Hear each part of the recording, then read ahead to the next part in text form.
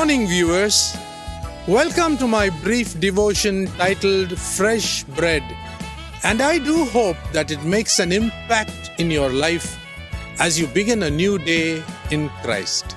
I'm going to be talking on a very controversial topic titled The Emergence of Traditions in God's Church. Turn with me to the Gospel of John chapter 7, verses 37 to 39, and let me read that for you.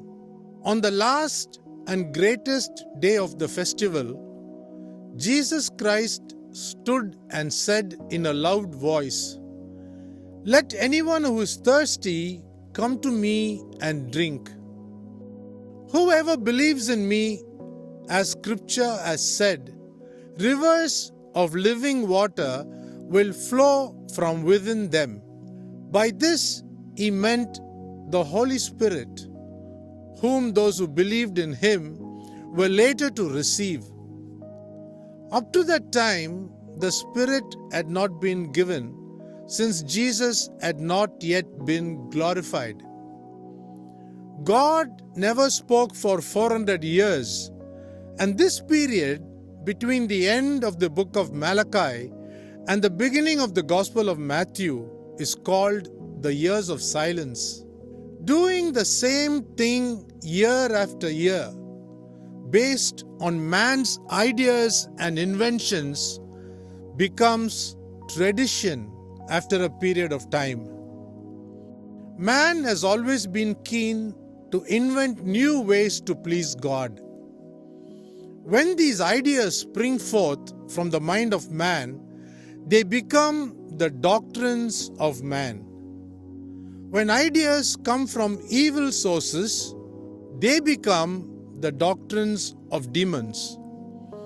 That is why when Apostle Paul in his lovely letter to Timothy, his spiritual son, wrote in 1 Timothy chapter 4 verses 1 to 3 that now the Spirit expressly says that in later times some will depart from the faith by giving heed to deceitful spirits and doctrines of demons, through the pretensions of liars whose consciences are seared, who forbid marriage and enjoin abstinence from foods which God created to be received with thanksgiving by those who believe and know the truth.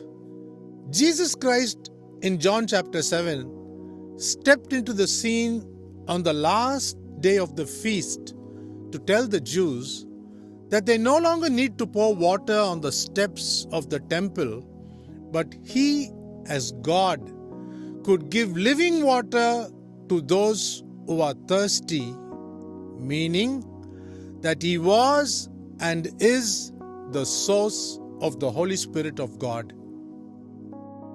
Tradition closes the door to the new revelations in God's Word. The Jews continuously missed out on the commandments of God by giving importance to these traditions.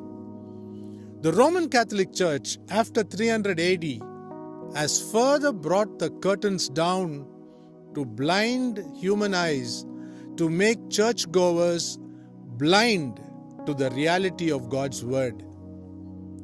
Traditions have replaced the Word of God in so many churches, and church members are unaware of it, while the Pentecostal churches have started to overdo it.